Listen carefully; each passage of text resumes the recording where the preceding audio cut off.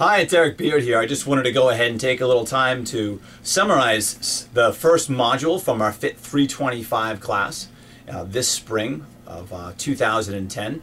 Well, I have two groups right now. We have a W3 and a W4 section, so I'm just going to combine the video review for both of them. If there's enough discrepancy between the discussions or the subject matter, I will create videos for each of you. But today, first time out of the box, we're gonna cover it.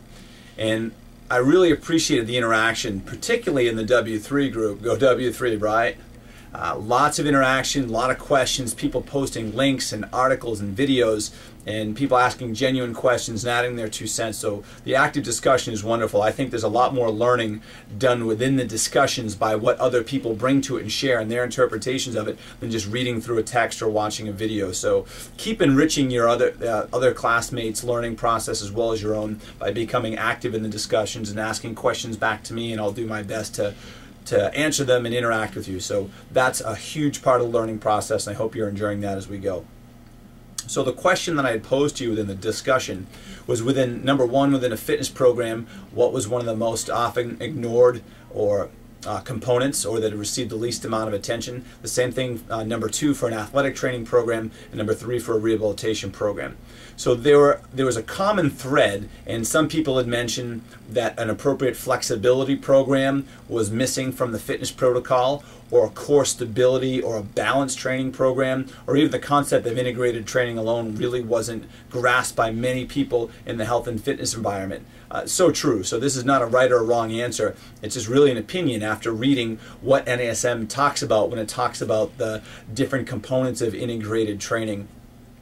And you know, I was going to grab the textbook. You guys know what the textbook looks like. But when you go through that and it mentions starting a program and going through a warm-up, and during the warm-up addressing some sort of flexibility, perhaps a cardiorespiratory warm-up, core training, balance training, reactive training, optionally speed, agility, and quickness, resistance training, and then some sort of cool down. And those are the components that you'd like to see in a total body workout. They come in many shapes and sizes, whether it be someone incorporating yoga poses or Pilates techniques or manual therapy or sports conditioning or boot camp classes. There are so many different ways to fit those into a program, but it is unusual, it seems, that most people have a well-rounded or completely integrated program. And then we can see the rate of injury, kind of what's happening because of that. We have more health clubs, more personal trainers, more recommendations for people to exercise than ever before in our society.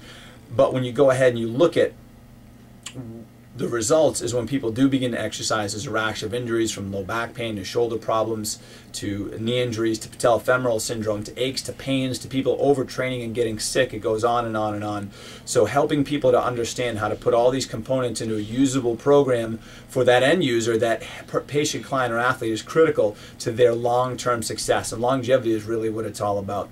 And then that kind of brings us to the sports performance side of it. In sports performance, maybe it was a proper cool down or proper warm-up, or people had, one thing that I really thought was interesting is there was a lack of assessments or evaluation, that people weren't taking time to figure out where the individual athletes were. They just said, these are the techniques that you need to be able to perform athletically. This is the training protocol to get that, but they never actually found out how close they were to that goal. Maybe they were starting here or starting here or starting here. So a proper assessment is the only thing that's going to make a program work. And sports performance training is no different than health and fitness, where there tends to be many gaps or portions of programming that is ignored. I love the comments about that. And then that brought us to the rehabilitation side. And there's some people that hadn't really had a lot of experience with post-rehabilitative programs or rehabilitation, and it seemed like much of the observations had come from people who were physical therapy assistants or had worked in a post-rehabilitative situation, or they've been injured and gone through that process on their own. Is there a better way to really get an insight to what could be missing from a program? So again, I found one of the more common answers between the groups was the concept of the kinetic chain, looking at the entire body. If someone was in there for a knee or a hip or a shoulder, well, heck, what about the ankle? What about the low back? What about the intrinsic core stabilizers? What about posture, alignment, control, stability? And another side of that I thought was a really interesting insight was, what about the returning to work, the phase of almost occupational therapy, when people are going back into their work, play environment and starting to take some of those concepts or principles that they learned in rehabilitation and things to do and things to don't do.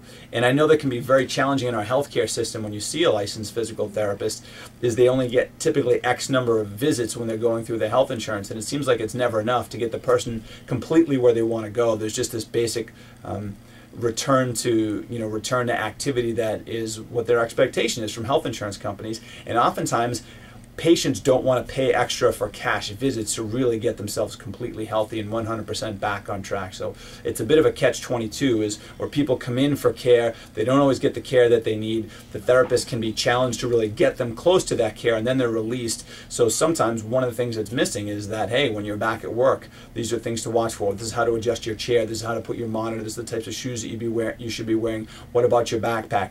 That information is covered oftentimes, but it seems that there could be more plugged into that as well as the concept of the kinetic chain.